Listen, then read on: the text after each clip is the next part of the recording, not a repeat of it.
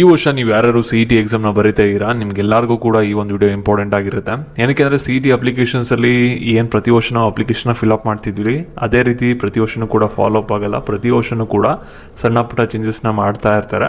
ಆದರೆ last year ಕೆಲವು major ಚೇಂಜಸ್ಗಳಾಗಿತ್ತು, ಅದ್ರ ಬಗ್ಗೆ ನೀವು ತಿಳ್ಕೊಬೇಕಾಗುತ್ತೆ. ಮತ್ತು ಈ ಇಯರ್ ಕೂಡ ಕೆಲವು ಚೇಂಜಸ್ಗಳಾಗುವಂಥ ಸಾಧ್ಯತೆ ಕೂಡ ಇದೆ. ಅದೇನೇನು ಆಗ್ಬೋದು ಎಲ್ಲದ್ರ ಬಗ್ಗೆ ಕೂಡ ತಿಳಿಸ್ಕೊಡ್ತೀನಿ. ಈ ವರ್ಷ ನೀವೇನಾದರೂ CET ಎಕ್ಸಾಮ್ನ ಬರೀತಾ ಇದ್ದೀರಾ ಮತ್ತು CET ಅಪ್ಲಿಕೇಶನ್ ಆಗಬೇಕು ಅಂತ ಅಂದ್ಕೊಂಡಿದ್ದೀರಾ ಅಂದರೆ ಈ ಒಂದು ವಿಡಿಯೋನ ಪ್ರತಿಯೊಬ್ಬರು ಕೂಡ ಗಮನ ಇಟ್ಟುಕೊನೋವರೆಗೂ ಕೂಡ ನೋಡ್ತಾ ಹೋಗಿ. ಅದಕ್ಕಿಂತ ಮುಂಚೆ ಯಾರು ಚಾನಲ್ ಸಬ್ಸ್ಕ್ರೈಬ್ ಮಾಡ್ಕೊಂಡ್ರಲ್ಲ, ಕೆಳಗಡೆ ಸಬ್ಸ್ಕ್ರೈಬ್ ಮಾಡೋಣ ಅಂತ ಕಾಣ್ತಾ ಇರುತ್ತೆ, ಅದನ್ನ ಕ್ಲಿಕ್ ಮಾಡಿ ಪಟ್ಟಂತ ಸಬ್ಸ್ಕ್ರೈಬ್ ಮಾಡ್ಕೊಳ್ಳಿ. ಹಾಗೆ ಪ್ರತಿಯೊಬ್ಬರು ಕೂಡ ವಿಡಿಯೋಗೊಂದು ಲೈಕ್ ಕೊಡಿ. ಯಾಕೆಂದರೆ ಮಾಡೋ ಒಂದೊಂದು ಸಣ್ಣ ಲೈಕ್ ಒಂದು ಸಬ್ಸ್ಕ್ರೈಬಿಂದ ನಿಮ್ಗೆ ಇದೇ ರೀತಿ ಕಂಟಿನ್ಯೂಸ್ಗೆ ಅಪ್ಡೇಟ್ಸ್ಗಳನ್ನ ನೀಡ್ತಾ ಇರ್ಬೋದಾಗಿರುತ್ತೆ. ಈಗ ನಾವು ಡೈರೆಕ್ಟ್ ಆಗಿ ವಿಡಿಯೋ ಬಗ್ಗೆ ಬರೋಣ. ಅದಕ್ಕಿಂತ ಮುಂಚೆ ಒಂದು ಇಂಪಾರ್ಟೆಂಟ್ ವಿಷಯ, ಇಲ್ಲಿ ಟಾಪ್ ಇಂಜಿನಿಯರಿಂಗ್ ಕಾಲೇಜಲ್ಲಿ ನೀವು ಸೀಟ್ ಪಡ್ಕೊಳ್ಳೋದು ಬರೀ KCETಗೆ ಪ್ರಿಪೇರ್ ಆಗಿ ಸಾಧ್ಯ ಆಗೋದಿಲ್ಲ. ಯಾಕೆಂದರೆ ಇದು ನಿಮ್ಮ ಲೈಫ್ನ ಒಂದು ಮೇಜರ್ ಟರ್ನಿಂಗ್ ಪಾಯಿಂಟ್ ಆಗಿರುತ್ತೆ. ನೀವೇನೊಂದು ಸ್ಟ್ರಾಂಗ್ ಕೇರ್ನ ಬಿಲ್ಡ್ ಮಾಡಬೇಕು ಅಂತ ಇರಂದ್ರೆ ಪ್ರಿಪ್ರೇಷನ್ಗಳನ್ನ ಬೇಗ ಸ್ಟಾರ್ಟ್ ಮಾಡಿ. NITಲಿ ಸ್ಟೂಡೆಂಟ್ಸ್ಗಳು 4 ವರ್ಷ ಹ್ಯಾಂಡ್ಸ್ ಆನ್ ಎಕ್ಸ್ಪೀರಿಯನ್ಸ್ನ ಪಡ್ಕೋತಾರೆ. ಮತ್ತು ಇಂಡಸ್ಟ್ರಿ ಡ್ರೈವನ್ ಲರ್ನಿಂಗ್ ಇರುತ್ತೆ. ಮತ್ತು ಇಂಜಿನಿಯರ್ಸ್ಗಳು ಯಾರು ಮ್ಯಾಂಗ್ ಮತ್ತು ಟಾಪ್ ಕಂಪ್ನೀಸ್ಗಳಲ್ಲಿ ಕೆಲಸ ಮಾಡ್ತಾ ಇರ್ತಾರೆ ಅವರು ಗೈಡ್ ಮಾಡ್ತಾರೆ. ಇದು ಒಂದು ಜಸ್ಟ್ ಲರ್ನಿಂಗ್ ಥಿಯರಿ ಆಗಿರೋದಿಲ್ಲ. ಸ್ಟೂಡೆಂಟ್ಸ್ಗಳು ಅಂಡರ್ಸ್ಟ್ಯಾಂಡ್ ಮಾಡ್ಕೋತಾರೆ ಯಾವ ರೀತಿ ಒಂದು ರಿಯಲ್ ಟೀಮ್ ವರ್ಕ್ ಆಗುತ್ತೆ ಇಂಡಸ್ಟ್ರಿಯಲ್ಲಿ ಅನ್ನೋದು. ಮತ್ತು ರೆಗ್ಯುಲರ್ ಕಾಲೇಜ್ಗಳಲ್ಲಿ ಫಿಸಿಕ್ಸ್, ಕೆಮಿಸ್ಟ್ರಿ ಇದನ್ನ ಫಸ್ಟ್ ಇಯರ್ ಕಲಿತಾ ಇರ್ತಾರೆ. ಆದರೆ NITಲಿ ಫಸ್ಟ್ ಇಯರಿಂದನೇ ಅವ್ರು ಹ್ಯಾಕಥಾನ್ಸು, ಕಂಟೆಂಟ್ ಕ್ರಿಯೇಟು ಮತ್ತು ರಿಯಲ್ ವರ್ಲ್ಡ್ ಪ್ರಾಜೆಕ್ಟ್ ಮೇಲೆ ಕೆಲಸ ಮಾಡ್ತಾ ಇರ್ತಾರೆ. ಮತ್ತು ಇಂಟರ್ನ್ಶಿಪ್ನ ಯಾವ ರೀತಿ ಕ್ರ್ಯಾಕ್ ಮಾಡೋದು ಎಲ್ಲ ಕೂಡ ಫಸ್ಟ್ ಇಯರ್ಲಿ ಹೇಳ್ಕೊಡ್ತಾ ಇರ್ತಾರೆ. ನೀವೇನಾದರೂ ಕಂಪ್ಯೂಟರ್ ಸೈನ್ಸ್ ಕೆರಿಯರ್ನ ಪರ್ಸ್ಯೂ ಮಾಡಬೇಕು ಅಂತ ಇದ್ದೀರಾ ಅಂದರೆ NIT ಒಂದು ವರ್ತ್ ಆಗಿರುತ್ತೆ, ನೀವು ಕನ್ಸಿಡರ್ ಮಾಡ್ಕೋಬೋದು. ಇಂಟೆಕ್ ತುಂಬಾ ಲಿಮಿಟೆಡ್ ಆಗಿರುತ್ತೆ. ಆ ಒಂದು ಕಾರಣದಿಂದಾಗಿ NAT ಎಕ್ಸಾಮ್ ಲಾಸ್ಟ್ ಡೇಟ್ ಬಂದ್ಬಿಟ್ಟು ಜನವರಿ 18ನೇ ತಾರೀಕು ಇರುತ್ತೆ. ನೀವೇನಾದರೂ ಈ ಒಂದು ಎಕ್ಸಾಮ್ಗೆ ಅಪ್ಲೈ ಮಾಡಬೇಕಂದ್ರೆ ಲಿಂಕು ಡಿಸ್ಕ್ರಿಪ್ಷನ್ ಬಾಕ್ಸ್ ಹಾಗೂ ಕಮೆಂಟ್ ಸೆಕ್ಷನ್ ಇರುತ್ತೆ, ಡೈರೆಕ್ಟ್ ಲಿಂಕು ಕ್ಲಿಕ್ ಮಾಡಿ ಚೆಕ್ ಮಾಡಿ, ನಿಮಗೆ ಯೂಸ್ಫುಲ್ ಆಗುತ್ತೆ. ಇಲ್ಲಿ KE ಅವರು ವೆಬ್ಸೈಟಲ್ಲಿ ಇನ್ನೂ ಏನು ಕೂಡ ಅಪ್ಡೇಟ್ ಮಾಡಿಲ್ಲ ಅಪ್ಲಿಕೇಶನ್ ಡೇಟ್ ಬಗ್ಗೆ, ಓಕೆನಾ. ಆದರೆ ಅಫಿಷಿಯಲ್ ಟ್ವಿಟರ್ ಅಕೌಂಟಲ್ಲಿ ಆಗಲೇ ಅಪ್ಡೇಟ್ನ ಮಾಡಿದರೆ ಜನವರಿ 17ನೇ ತಾರೀಕಿಂದ CET ಅಪ್ಲಿಕೇಶನ್ಗಳು ಓಪನ್ ಆಗುತ್ತೆ ಅಂತ. ಇವಾಗ CET ಅಪ್ಲಿಕೇಶನ್ ಬಗ್ಗೆ ನಾವು ಡಿಸ್ಕಸ್ ಮಾಡೋಣ. ಅದಕ್ಕಿಂತ ಮುಂಚೆ ನಿಮಗೆ ಒಂದು ನೀಟ್ ಅಪ್ಡೇಟ್ ಕೂಡ ಇದೆ, ಅದ್ರ ಬಗ್ಗೆ ಕೂಡ ತಿಳಿಸ್ಕೊಟ್ಬಿಡ್ತೀನಿ. ಇಲ್ಲಿ ನೀವು ಕಣ್ಮುಂದೆ ಏನು ನೋಡ್ತಾ ಇರಾ, ಇದು ಅಫಿಷಿಯಲ್ NTA ವೆಬ್ಸೈಟ್ ಆಗಿರುತ್ತೆ. ಈ ಒಂದು ವೆಬ್ಸೈಟಲ್ಲೇ ನೀವು ನೀಟ್ ಎಕ್ಸಾಮ್ಗೆ ಅಪ್ಲೈ ಮಾಡಬೇಕು. ಎಕ್ಸಾಮ್ಗೆ ಅಪ್ಲೈ ಮಾಡಾದ್ಮೇಲೆ ಎಕ್ಸಾಮಿನೇಷನ್ ಸಿಟಿ ಸೆಂಟರ್ ಆಗಿರ್ಬೋದು, ಆಲ್ ಟಿಕೆಟ್ ಡೌನ್ಲೋಡ್ ಆಗಿರ್ಬೋದು, ರಿಸಲ್ಟ್ ನೋಡೋದೆಲ್ಲ ಕೂಡ ಸೇಮ್ ವೆಬ್ಸೈಟ್ ಆಗಿರುತ್ತೆ. ಅದಕ್ಕೋಸ್ಕರ ಈ ಒಂದು ವೆಬ್ಸೈಟ್ನ ಕರೆಕ್ಟಾಗಿ ನೆನ್ಪಿಟ್ಕೊಳ್ಳಿ. ಇವಾಗ ಈ ಒಂದು ವೆಬ್ಸೈಟಲ್ಲಿ ಒಂದು ನೋಟಿಫಿಕೇಶನ್ ಬಂದಿದೆ. ಇದ್ರ ಬಗ್ಗೆ ನಮ್ಮ ಚಾನಲಲ್ಲಿ ನಿಮಗೆ ಒಂದು 2 months ಬಿಫೋರೇನೆ ಒಂದು ವಿಡಿಯೋ ಮಾಡಿ ತಿಳಿಸ್ಕೊಡ್ತೀನಿ ನೋಡಿ, ನವಂಬರು. ಈ ಒಂದು ವಿಡಿಯೋನ ಸಾಕಷ್ಟು ಜನ ತುಂಬಾ ಶೇರ್ ಮಾಡಿದ್ದಾರೆ ವಾಟ್ಸಪ್ಪಲ್ಲಿ. ಯಾಕೆಂದರೆ ವೆಬ್ಸೈಟೆಲ್ಲ ಅಫಿಷಿಯಲ್ ಆಗಿ ಬಂದಿದೆ. ಯಾಕೆಂದರೆ ನಾವು ಪ್ರತಿ ವರ್ಷ ಕೌನ್ಸಿಲಿಂಗ್ ಹ್ಯಾಂಡಲ್ ಮಾಡೋದ್ರಿಂದ ನಿಮಗೆ ಮೊದಲೇ ತಿಳಿಸ್ಕೊಟ್ಬಿಟ್ಟಿದೆ.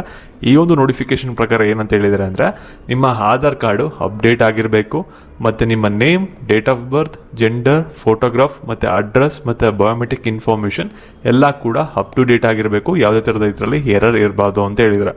ನೀವೇನಾದರೂ ನಿಮ್ಮ ಆಧಾರ್ ಕಾರ್ಡ್ ಏನಾದರೂ ಅಪ್ಡೇಟ್ ಮಾಡಿಸಿ 3-4 ವರ್ಷ ಆಗಿದೆ ಅಂದರೆ ಇಮಿಡಿಯೇಟಾಗಿ ಅಪ್ಡೇಟ್ನ ಮಾಡಿಸ್ಕೊಳ್ಳಿ, ಸರಿನಾ. ಯಾಕೆಂದರೆ ಇದು ತುಂಬಾ ಇಂಪಾರ್ಟೆಂಟ್ ಆಗಿರುತ್ತೆ. ಯಾಕೆಂದರೆ ಇದ್ರ ಬೇಸಿಸ್ ಮೇಲೆ ನಿಮ್ಮ ಡಾಟಾಗಳು ಫೆಚ್ ಆಗುತ್ತೆ ಆಟೋಮೆಟಿಕ್ಕಾಗಿ, ಮ್ಯಾನ್ಯಲ್ ಆಗಿ ಎಂಟರ್ ಮಾಡುವಂಥ ಅವಶ್ಯಕತೆ ಇರೋದಿಲ್ಲ ನೀಟ್ ಅಪ್ಲಿಕೇಶನ್ ಹಾಕಬೇಕಾದ್ರೆ. ಮತ್ತು ಏನಾದರೂ ಫಿಸಿಕಲಿ ಹ್ಯಾಂಡಿಕ್ಯಾಪ್ ಸ್ಟೂಡೆಂಟ್ಸ್ಗಳು ವಿಡಿಯೋ ನೋಡ್ತಾ ಇದ್ರೆ ನೀವು ನಿಮ್ಮದು ಸರ್ಟಿಫಿಕೇಟ್ನ ಅಪ್ಡೇಟ್ ಮಾಡಿ ಇಟ್ಕೊಳ್ಳಿ. ಇಲ್ಲಿ ಇನ್ಕಮ್ ಮತ್ತು ಕ್ಯಾಸ್ಟ್ ಸರ್ಟಿಫಿಕೇಟ್ ಇದೆಯಲ್ಲ, ಇದು KAಗೆ ಬೇರೆ ರೂಲ್ಸ್ ಇರುತ್ತೆ, ಹಾಗೆ NTAಗೆ ಬೇರೆ ರೂಲ್ಸ್ ಇರುತ್ತೆ. ಅಂದರೆ MCC ಕೌನ್ಸಿಲಿಂಗ್ಗೆ ಅದ್ರ ಪ್ರಕಾರ ನೀವು ಒಂದು MCC ಕೌನ್ಸಿಲಿಂಗ್ಗೆ ನಿಮ್ಮ ಒಂದು ಇನ್ಕಮ್ ಮತ್ತು ಕ್ಯಾಸ್ಟ್ ಸರ್ಟಿಫಿಕೇಟ್ನ ನೀವು ರೆಡಿ ಮಾಡ್ಕೋಬೇಕಾಗುತ್ತೆ. ಇದ್ರ ಬಗ್ಗೆ ನಿಮಗೆ ಸಪ್ರೇಟಾಗಿ ವಿಡಿಯೋ ಮಾಡಿ ನಿಮಗೆ ಲೇಟರ್ ಆಗಿ ತಿಳಿಸ್ಕೊಡ್ತೀನಿ, ಏನು ಕೂಡ ತಲೆ ಕೆಡಿಸ್ಕೋಬೇಡಿ. ಇವಾಗ ನಾವು ನೆಕ್ಸ್ಟ್ ಟಾಪಿಕ್ ಹೋಗೋಣ. ಅದಕ್ಕಿಂತ ಮುಂಚೆ ಒಂದು ಇಂಪಾರ್ಟೆಂಟ್ ವಿಷಯ, ನಿಮ್ಗೆ ಏನಾದೊಂದು ಪೇಯ್ಡ್ ಕೌನ್ಸಿಲಿಂಗ್ ಸಪೋರ್ಟ್ ಬೇಕು ಅಂದರೆ ಈ ಒಂದು ನಂಬರ್ಗೆ ವಾಟ್ಸಪ್ ಮಾಡಿ. ಕಂಪ್ಲೀಟ್ ನೀವು ಕಾಲೇಜ್ ಹೋಗಿ ಅಡ್ಮಿಷನ್ ಆಗೋವರೆಗೂ ಕೂಡ ವ್ಯಾಲಿಡ್ ಇರುತ್ತೆ. ಎಲ್ಲ ಸೀಟ್ಸ್ಗಳು ಕೂಡ ಆಲ್ಮೋಸ್ಟ್ ಫಿಲ್ಅಪ್ ಆಗ್ತಾ ಇದೆ. ಕೆಲವು ಫ್ಯೂ ಸ್ಲಾಟ್ಸ್ಗಳು ಮಾತ್ರ ಇವಾಗ ರಿಮೈನಿಂಗ್ ಓಪನ್ ಇದೆ. ಯಾಕೆಂದರೆ ಬಿಫೋರ್ ಕೌನ್ಸಿಲಿಂಗ್ ಕೆಲವು ಲಿಮಿಟೆಡ್ ಸ್ಲಾಟ್ಸ್ಗಳನ್ನ ಮಾತ್ರ ಓಪನ್ ಮಾಡಿರ್ತೀವಿ. ಯಾಕೆಂದರೆ ನಾವು ಎಲ್ಲರಿಗೂ ಕೂಡ ಪರ್ಸನಲ್ ಅಟೆನ್ಷನ್ನ ಕೊಡ್ತೀವಿ. ಅದಕ್ಕೋಸ್ಕರ ನಾವು ಯಾವಾಗಲೂ ಕೂಡ ಕ್ವಾಲಿಟಿ ಮೇಲೆ ಒಂದು ಫೋಕಸ್ ಮಾಡ್ತೀವಿ ಕ್ವಾಂಟಿಟಿಗಿಂತ. ನಿಮಗೆ ಏನಾದರೂ ಒಂದು ಪೇಯ್ಡ್ ಕೌನ್ಸಿಲಿಂಗ್ ಸಪೋರ್ಟ್ ಬೇಕಾಗಿದೆ, ಇಂಟ್ರೆಸ್ಟ್ ಇದೆ ಅಂದರೆ ಒಂದು ನಂಬರ್ಗೆ ವಾಟ್ಸಪ್ ಮಾಡಿ, ಹೆಚ್ಚಿನ ಮಾಹಿತಿ ಸಿಗುತ್ತೆ. ಇವಾಗ ನಾನು ಏನು ಹೇಳ್ತೀನಲ್ಲ ಪಾಯಿಂಟ್ಸ್ಗಳು ತುಂಬಾ ಇಂಪಾರ್ಟೆಂಟ್ ಆಗಿರುತ್ತೆ. ಅದಕ್ಕೋಸ್ಕರ ಯಾರು ಕೂಡ ವಿಡಿಯೋನ ಇವಾಗ ಸ್ಕಿಪ್ ಮಾಡಕ್ಕೆ ಹೋಗ್ಬಿಡಿ, ವಿಡಿಯೋನ ಗಮನ ಇಟ್ಟು ಕೊನೆವರೆಗೂ ಕೂಡ ನೋಡ್ತಾ ಹೋಗಿ. ಇಲ್ಲಿ ಲಾಸ್ಟ್ ಇಯರಿಂದ ಏನೇನು ಚೇಂಜಸ್ಗಳಾಗಿದೆ ಅಂದರೆ, ಇಲ್ಲಿ OTP ಬೇಸ್ಡ್ ಲಾಗಿನ್ ಅಂತ ತಂದಿದ್ದಾರೆ. ಅಂದರೆ ಪ್ರತಿ ಸಲ ಲಾಗಿನ್ ಆಗಬೇಕಾದ್ರೂ ಕೂಡ ನೀವು OTPನ ಎಂಟರ್ ಮಾಡಬೇಕಾಗುತ್ತೆ. ಅದಕ್ಕೋಸ್ಕರ ಮೊಬೈಲ್ ನಂಬರ್ ಇವಾಗ ಏನು ಕೊಡ್ತೀರಾ ಅದನ್ನ ನೀವು ಎಂಡ್ವರೆಗೂ ಕೂಡ ನಿಮ್ಮ ಹತ್ರ ಇಟ್ಕೊಳ್ಳಿ.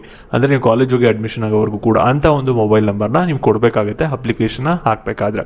ಮತ್ತು ಇವಾಗ ಫೇಸ್ ವೆರಿಫಿಕೇಷನ್ನ ತಂದಿರೋ ಲಾಸ್ಟ್ ಇಯರಿಂದ, ಇದು ಜಸ್ಟ್ ಒನ್ ಟೈಮ್ ಕೇಳುತ್ತೆ.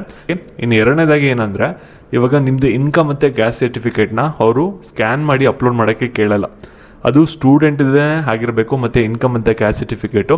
ಅಲ್ಲಿ ನೀವು ಒಂದು ಇನ್ಕಮ್ ಸರ್ಟಿಫಿಕೇಟ್ ನಂಬರ್ನ ಹಾಕಿ ವೆರಿಫೈ ಅಂತ ಕೊಡಬೇಕು, ಸರಿನಾ. ಅಲ್ಲಿ ಅದು ಇಮಿಡಿಯೇಟಾಗಿ ತೊಗೊಳುತ್ತೆ. ನೀವೇನಾದರೂ ಕರೆಕ್ಟಾಗಿದೆ ನಿಮ್ಮದು ಇನ್ಕಮ್ ಸರ್ಟಿಫಿಕೇಟ್ ಅಂದರೆ ವೆರಿಫೈ ಮಾಡಿ ಅದೇ ವ್ಯಾಲಿಡೇಟ್ ಮಾಡುತ್ತೆ. ನಿಮ್ದೇನಾದರೂ ಇನ್ಕಮ್ ಸರ್ಟಿಫಿಕೇಟ್ ಕರೆಕ್ಟಾಗಿಲ್ಲ ಅಂದರೆ ನಾಟ್ ವ್ಯಾಲಿಡ್ ಅಂತ, ಕುಡ್ ನಾಟ್ ಅಕ್ಸೆಪ್ಟ್ ಅಂತ ಬರುತ್ತೆ, ಸರಿನಾ. ಅಲ್ಲೇ ಆಟೋಮೆಟಿಕಾಗಿ ರಿಜೆಕ್ಟ್ ಆಗುತ್ತೆ. ಅದಕ್ಕೋಸ್ಕರ ನಿಮ್ಮ ಇನ್ಕಮ್ ಮತ್ತು ಕ್ಯಾಸ್ಟ್ ಸರ್ಟಿಫಿಕೇಟ್ನ ಕರೆಕ್ಟಾಗಿದೆಯಾ ಅನ್ನೋದನ್ನ ಒಂದ್ಸಲಿ ನೋಡ್ಕೊಳ್ಳಿ. ಮತ್ತು ನಿಮ್ಮ ಇನ್ಕಮ್ ಸರ್ಟಿಫಿಕೇಟಲ್ಲಿರುವಂಥ ನೇಮ್ ಆಗಿರ್ಬೋದು, ಹಾಗೆ ನಿಮ್ಮ SLC ಮಾರ್ಕ್ಸ್ ಕಾರ್ಡಲ್ಲಿ ಇರುವಂಥ ನಿಮ್ಮ ನೇಮ್ ಆಗಿರ್ಬೋದು ಎಕ್ಸಾಕ್ಟಾಗಿ ಮ್ಯಾಚ್ ಅಪ್ ಆಗಬೇಕು. ಅದೇ ಥರದ ಒಂದು ಸ್ಪೆಲ್ಲಿಂಗು ಕೂಡ ಮಿಸ್ಟೇಕ್ ಇರಬಾರ್ದು. ಇದನ್ನ ನೀವು ಫಸ್ಟ್ ನೋಡ್ಕೊಬಿಡಿ, ಸರಿನಾ. ಮತ್ತು ಸ್ಟಾರ್ಟಿಂಗ್ ಅಪ್ಲಿಕೇಶನ್ ಓಪನ್ ಆದಾಗ 3 to 4 days ಮಿನಿಮಮ್ ಯಾರೂ ಕೂಡ KE ವೆಬ್ಸೈಟಲ್ಲಿ ಅಪ್ಲಿಕೇಶನ್ನ ಹಾಕಕ್ಕೆ ಹೋಗ್ಬಿಡಿ.